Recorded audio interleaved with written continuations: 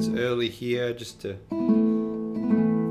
get the nails in shape, do a bit of improvisation like I normally do. Where am I? Now I normally have my little oh, there they are. They're hiding behind the tablet. There we go. My little micro mesh pads. You can get these on Amazon. Search micro mesh pads, something like that.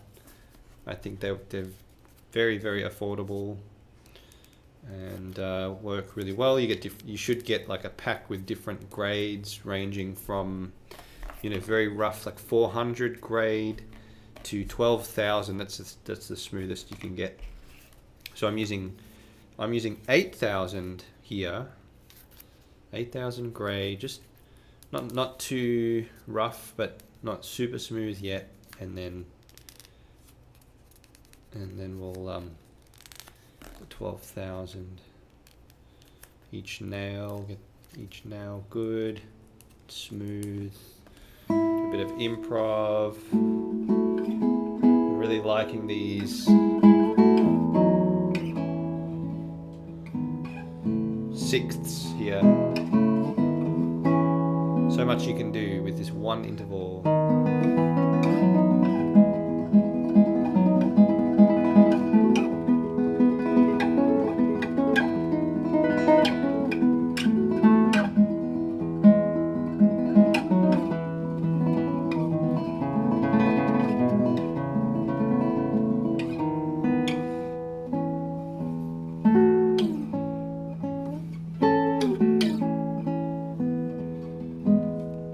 So today we're going to look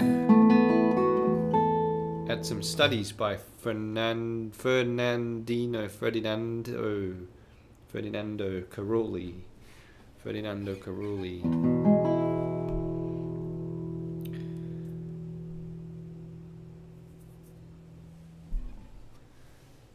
Now there is actually a preface to this, and it's written in French, but I did translate it. Let me find this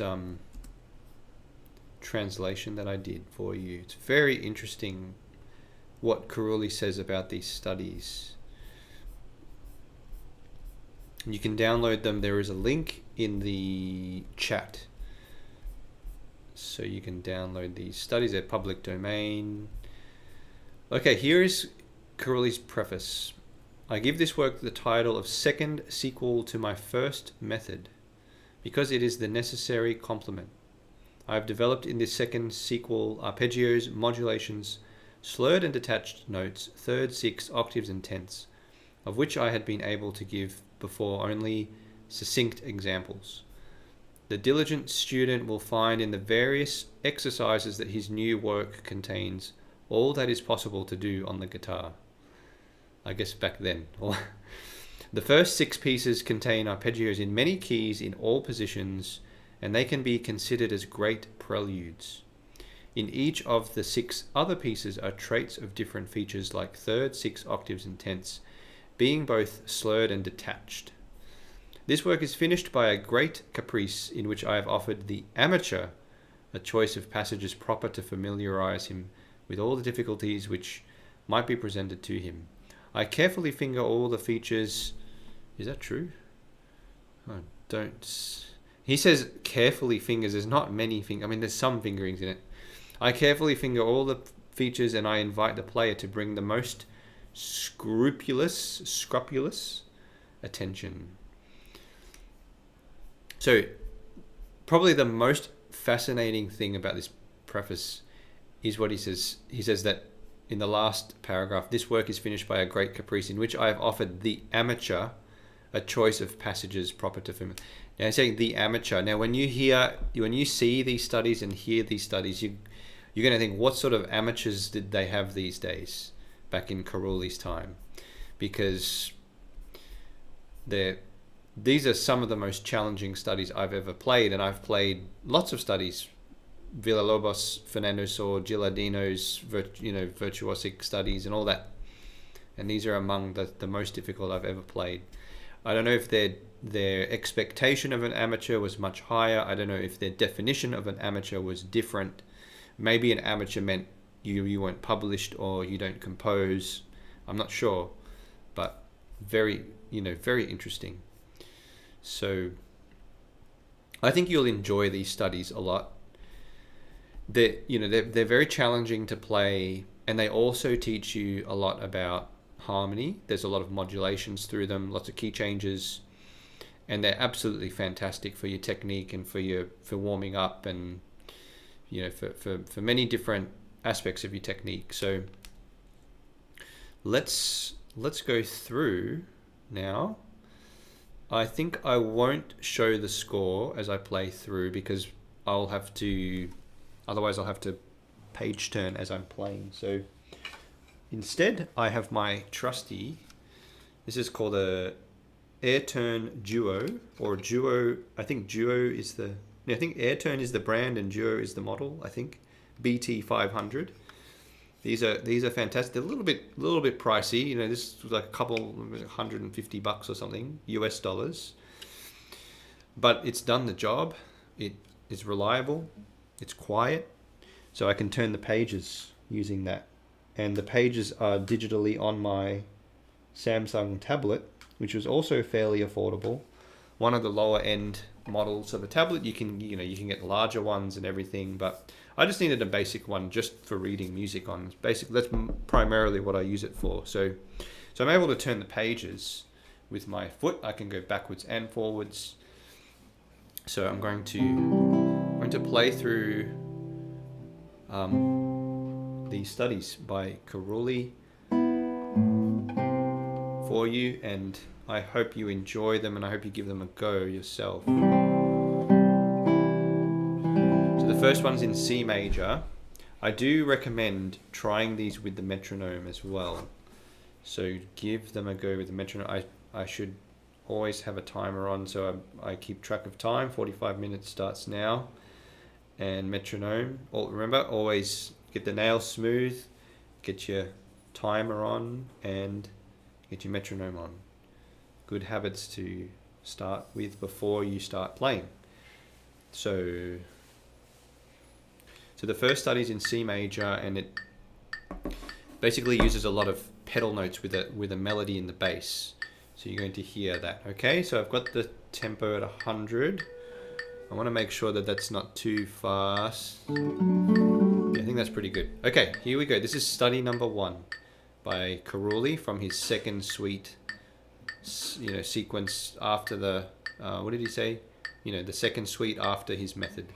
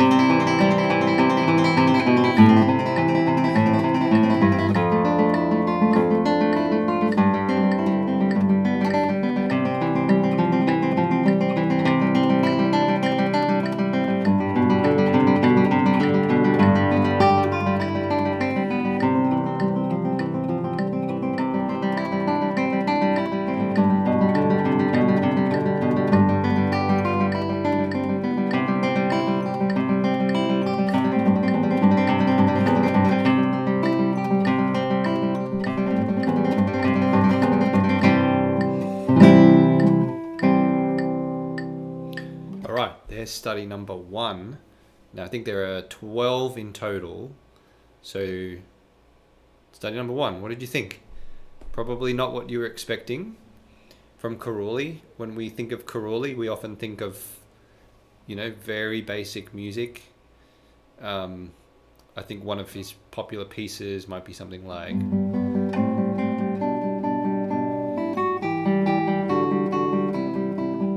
right, that one in G major. So, that was pretty epic for a study, and they're all like this. And actually, they get harder. So, number 2 is in G major. I will point out, in some of the fingerings, you'll see like an asterisk, like a star kind of symbol. And what it means, is very interesting, is to play with your thumb, like to play the bass note like that, like a steel string or an electric guitar player would, to play like that. So they were actually doing this, was fairly common in this period. They were playing smaller instruments, so it's easier to do that. So sometimes you have to adjust the fingerings to, to fit. So instead of doing that, you'll have to do something different. So here we go. This is number 2. It's a very repetitive, you're going to hear this very repetitive arpeggio pattern, which is very challenging. And then it'll go into a contrasting section in the middle, and it'll come back to the challenging repetitive arpeggio pattern. Here we go.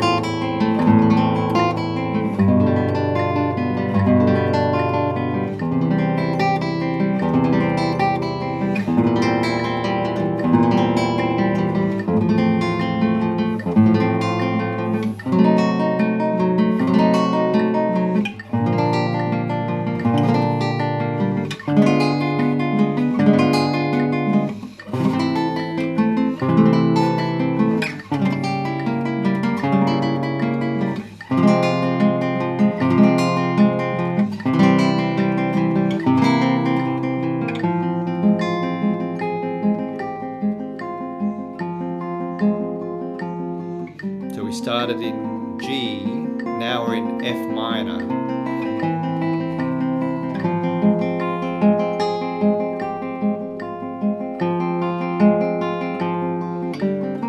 And my hand is getting tired.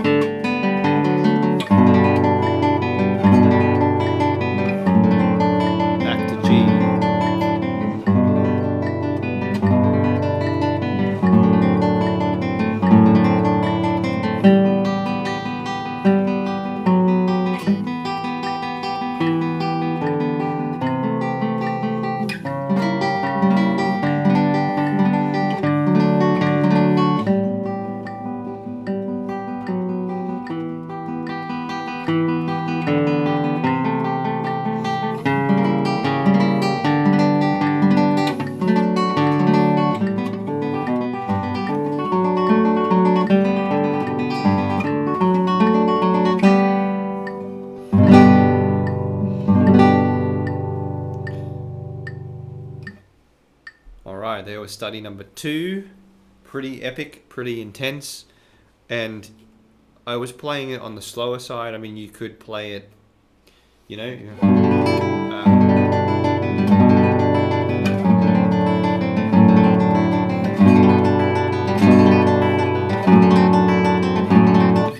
If you wanted to do that, you could. So there we go. And I was kind of speaking through some of the key changes. You know, G major to F minor. That's pretty out there. You know, G major to F minor, and then to D major, and then B flat major, and then D major again, I think, and then eventually back to G major. So yes, very fun. We've got some comments here. Thanks, Infinite Majesty, flashier than you remember Carulli being. Yeah. And yeah, William, he has some very flashy music. Carulli has flashy music. I saw Carlos Perez, yeah, given all Carulli recital a long time ago. That was quite virtuosic. One piece had a scale run that went all the way up and beyond the fingerboard. I think I know what piece that might be. Yeah, really cool. And then Infinite Majesty says Perez is a great player. Yes, he is. Carlos Perez sounds like a great concert. Wow, yeah, you don't hear an all Carulli concert very often. So very nice. Thanks for sharing. Yeah, so that was study number 2, and I mean they're pretty long studies too, right? They just like keep going and going and going, and you really get a great warm up from both hands, all the barring and the right hand arpeggios repeating. So number 3 is in the key of D major. Hey, it's Chad. Hey, Chad. Thanks for joining. Thanks for joining us. So number 3 is in D major here. I'll try and play this one a little bit quicker than maybe is comfortable for me, just for fun. All right, D major. Here we go.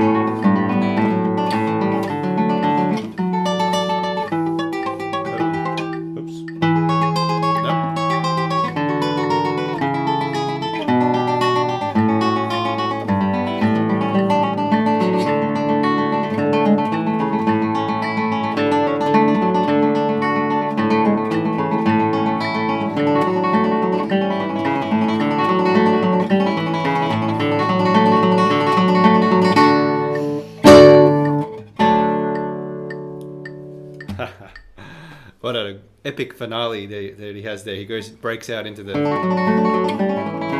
triplets. Man, that's halfway through that, I'm just starting to think, wow, this is tiring, and there's still half of it to go. So that's study number 3. And I don't know if the intention is to play 6 at a time or all 12 of them plus the grand caprice at the end, but that's study number 3. Very nice arpeggio study there. We started in the key of D major. I didn't call out the keys that time. We started in the key of D major. We eventually found our way to I think E major, that kind of thing, and then eventually we went to B minor, I think, that kind of thing. B minor, a bit darker mood there, and then all these other keys, right? So and we've got some more comments. Hey, thanks guys. Yes, Infinite Majesty, a study in key changes. That's, I think, what he says in the preface. They are, especially the first 6, but I think all of them really are studies in one of the purposes is studies in modulation. So you get lots of varied key changes throughout the studies. Christopher Jones, yeah, check it out. You've got his complete method. Yeah, Carulli's method is fantastic, by the way. And you can also download that for free. It's public domain. Carulli's method, slightly different to Carcassi's method, but very similar. William says all these arpeggios and Alberti basses in his music are a good emulation of the orchestral sound and texture. Yeah, for sure. I mean, it gets a very full sound out of the guitar, doesn't it, too? Like, you got lots of parts and lots of sound and everything. And yeah, definitely that orchestral guitar, that orchestral imitation was very important. I actually have a book which is going to come out soon. It's actually 4-part. I need to go through all the sources and quote. It's going to be a big project, but it's a book about 19th century performance practice, and in the first book on tone and dynamics excuse me, tone and dynamics, I talk about how I actually found a lot of information showing how guitarists like Carulli and Carcassi and Giuliani and Saw were emulating orchestral instruments. Like, they were doing it. It's not like hidden. It's in plain sight. They were trying to imitate drums and the harp and the flute, the oboe, the trumpet. So, yeah. Anyway, let's move on to the next one in A major. Next study, number 4. We've only done 3 of them. So they're also, the scope of these studies, they're pretty long. Each study lasts a while. It's a really good test of your endurance. Yeah, if you're a lot of guitar players struggle with endurance, right? Left hand endurance, maybe even right hand endurance when you're doing arpeggios for so long. So one way to help with that is actually to do studies like this and find ways of being able to endure through them. Sometimes it's a matter of muscle. Sometimes you do have to muscle through it and develop that muscle of the muscles in the hand and the arm. But a lot of the times it's more to do with control and efficiency and those types of things. So, but let's go on to number 4. Just want to find a tempo.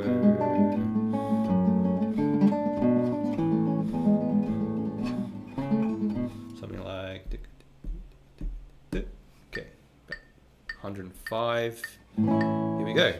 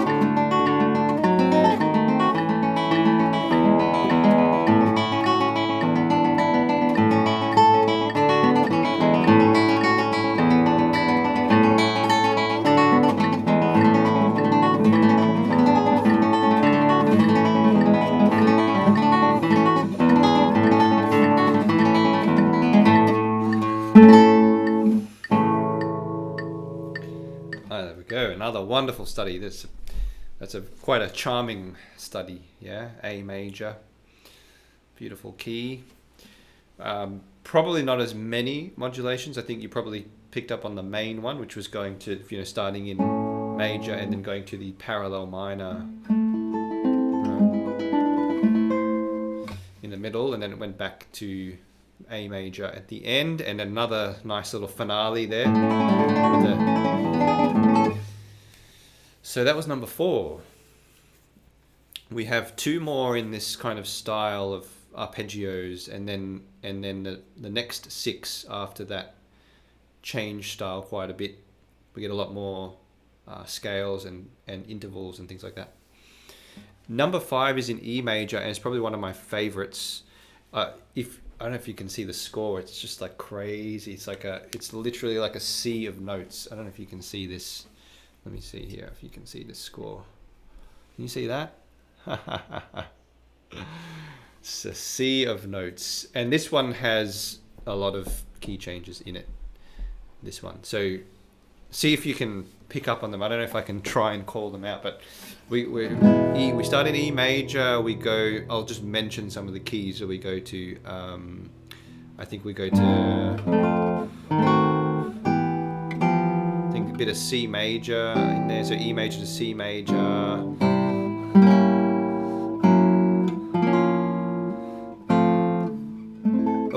B flat minor. We're going to go from E major to C major to B flat minor, and then I think other keys as well. I'll try to maybe call them out as I go. Here we go. This has a really cool arpeggio pattern that goes throughout most of the piece. Okay, here we go. Number 5, Etude number 5 by Carulli. Oh, let's set the metronome. I want it a little bit faster than that.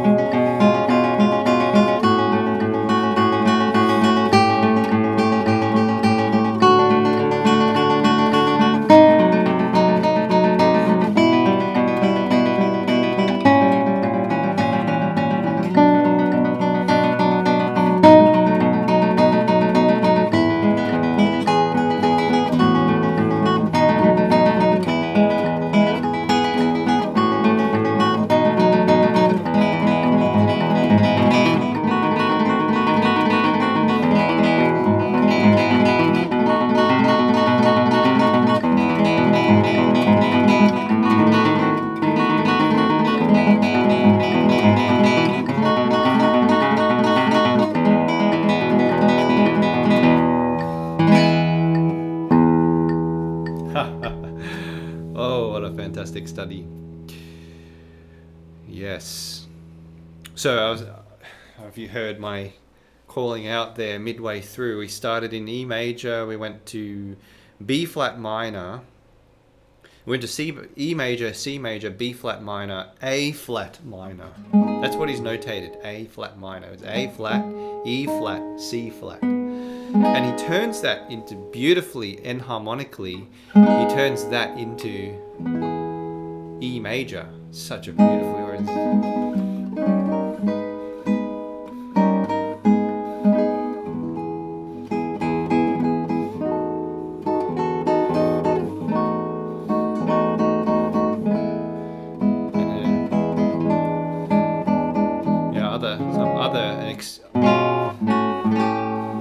Little bit of D major, a bit of E minor, B minor, and then back to E major, and then we get another finale. I was almost.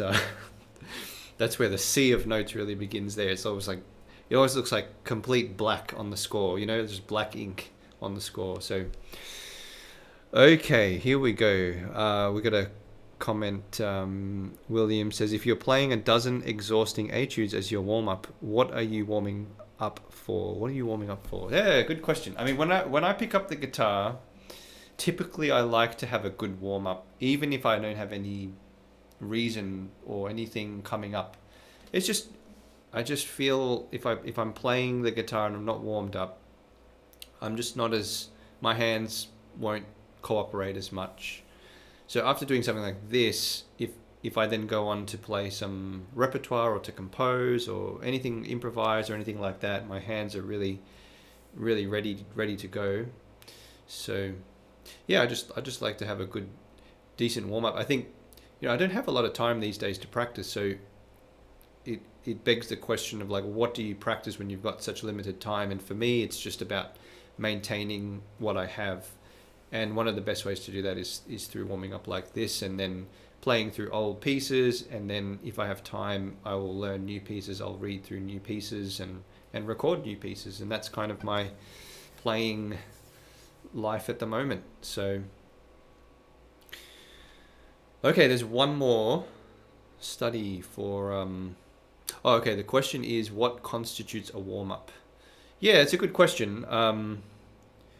I think, to me, any kind of repetitive technical exercise or repetitive technical study that's focusing on some sort of, whether it's scales or arpeggios like these are, or bar chords, or some sort of like repetitive motion for an extended period of time, using the metronome. I guess to a, that's a very broad answer to the question, I guess. I do like to separate warm-ups into two categories. So I've got physical technique, which are things like, they have nothing to do with music, like musical language. They are purely guitaristic exercises, physical technique. And then you have musical technique, which these would come under that category. So that'll be things like scales, arpeggios, chord progressions, anything that, or triads, and chord shapes, anything that has to do with the language of music, musical technique. So I like to kind of mix them up a little bit and mix in some studies as well, to form a warm up. I think time is another factor in a warm up too. So I devote the first portion of my practice is devoted to warming up. So I hope that answers the question. I think it can be different for everyone according to your needs and your purposes and your time commitment and everything. So, but I think another aspect of warming up is that in some sense you're going back to the basics. And even though these are not basic, well, these are not easy, they are in a way basic because they're using fairly, basic chords, basic arpeggio patterns. They're just being written at a kind of high intensity level. So going back to the basics, I think, is also important when you're warming up. But that doesn't mean it has to be simple or easy. Basics, you can make basics, quick, advanced.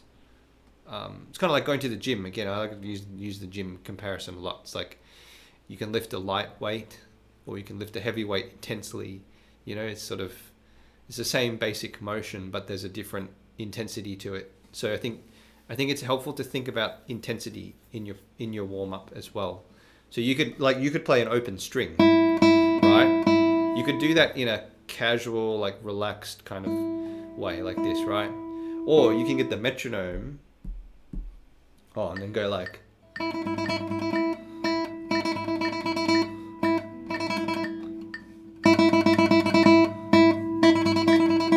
Right? You can kind of, it's the same materials, it's just an open string, but my approach, I'm getting this kind of intensity going. And when you do that, then you play slower pieces, you play easier pieces, and they feel easier because you've done that intense work. So anyway, that's a kind of long answer to the question now. So number 6, F major. Thank you guys for your nice comments too, Christopher and Don. And William, glad that answer was helpful. Number 6, this is the last study in this style, the arpeggio style. This is in F major. Here we go. Tap that tempo in there. What have we got? Okay, what have we got coming? All right, here we go.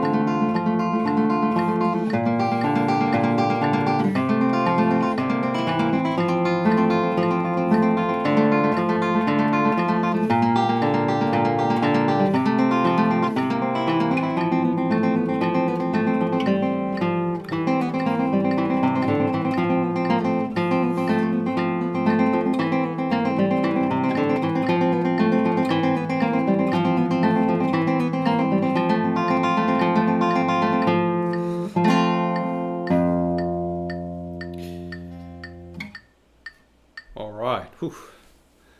There we go. F major, tends to have more barring by nature of their, the B string is the open B string is gone a lot of the times. That was a nice, beautiful study, that one. A bit more kind of mellow, I guess, in mood. And then it went from F major. We went eventually to A minor. And to F major. Maybe there was a bit of hint of G minor, I think. Hint of G minor, and then basically went back to F major again. And the end there, he throws in this like little finale, so the finale in this one threw me off a little bit with these slurs.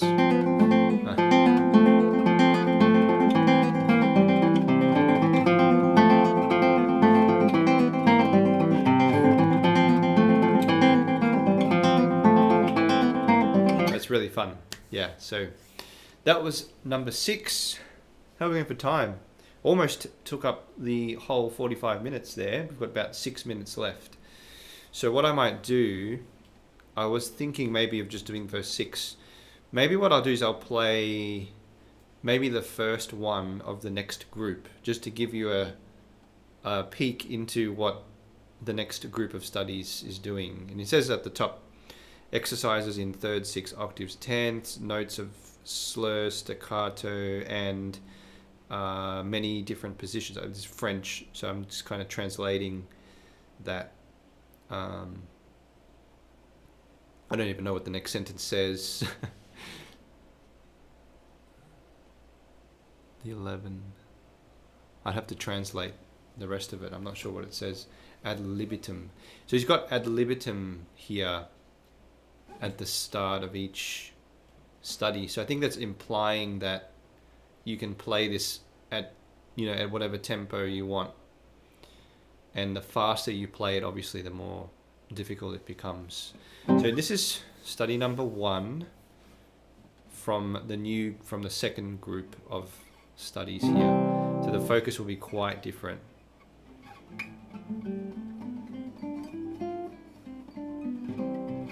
Just going to get a sense of tempo.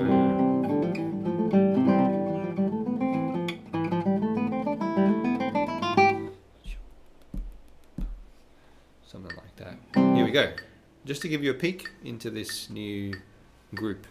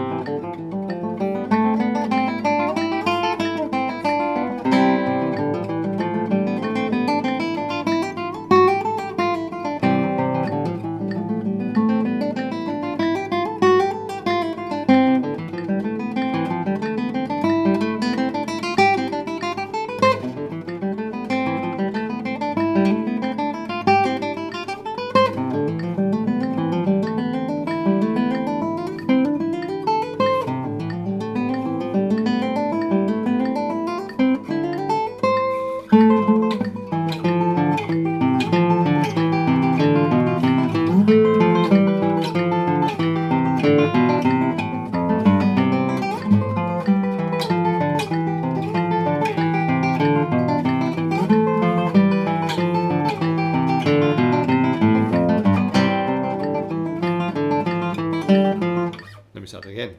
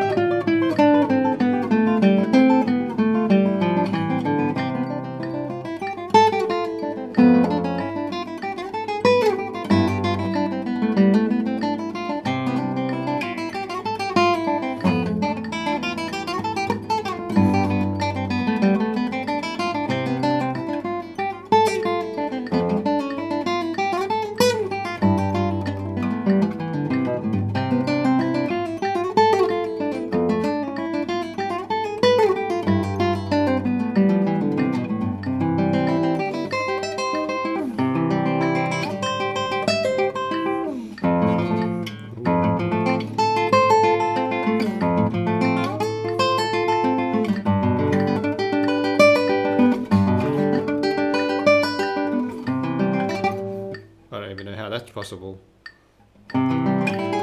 without fingering.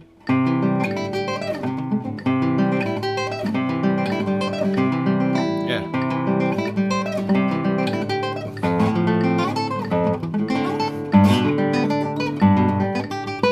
Oh, butchered that.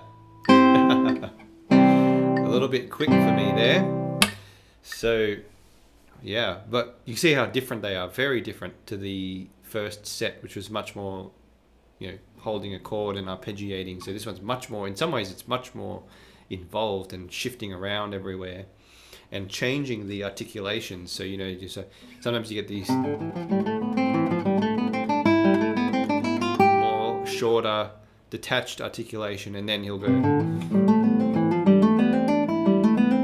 with the slurs, and then later on we get the intervals, and then we get these big shifts right at the end.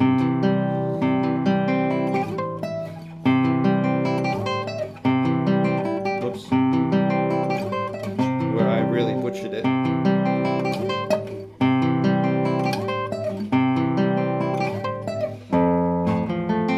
This is what I was saying earlier, like in the preface it says that this is for amateurs. So like what sort of amateurs is he talking about?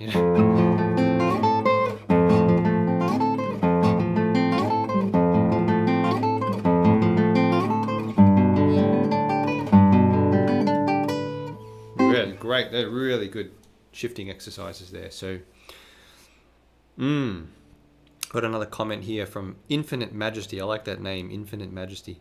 Great playing, thank you. I think you're going to do some practice, and the Leonard Schultz. Get into the Leonard Schultz pieces. They're fantastic. They're also great studies. I would say they're wonderful pieces of music, not just studies. These are very interesting and very fun to play. Perhaps not music, that doesn't have the musical depth of Leonard Schultz and maybe some of the source studies and Villa-Lobos, but there's still some really great benefits. The key changes, the arpeggios, the left hand, barring and shifting, these studies with their different intervals and different articulations. So I guess we'll wrap it up there. I might, do the next bunch, or at least some of the next bunch next time. It's been a little while since I played these, these 6 here. No, I think I could do it next time. So I might aim for that next time. In the meantime, thanks for joining, and please, if you'd like to, take your playing to another level, please think of joining my online school, The Creative Classical Guitarist. William, who's in the chat, is a member, and he's composed some beautiful pieces, and we've had the privilege of hearing him play in some wonderful recordings, play his own music, play his own pieces. So thanks. It's nice to have you here, and we have a virtual concert coming up next month for the members of CCG. So stay tuned for that. We have a podcast coming out soon. We did have Andrew York as my first guest. I was blown away to have Andrew York as the first guest of my Creative Guitarist podcast. We focus on creativity and music business. So the next one will be with the founder of Savvy Music Studio, Sarah Campbell, and she helps musicians with their businesses, and she has a lot of great words of wisdom, great advice. So please stay tuned for that one. Let me know if you have any questions. Let me know if you have any topics you'd like me to cover. I can do, I love doing analysis. I love doing composing, improvising, interpretation. Let me know what you're after, and I'll try and get around to it. So these live streams have been really fun. It's been a great way for me to keep accountable for my own practice as well, whilst having a virtual audience here. So thanks so much for joining. I really appreciate the the increased views. If you haven't subscribed to my channel, please consider doing that, so so you can get notified when these come up. I can't keep, I just don't have the kind of schedule that allows me to put these on at the same time every day. So they just kind of happen whenever I can. They happen when they happen. So yeah, thanks so much for joining, and see you next time.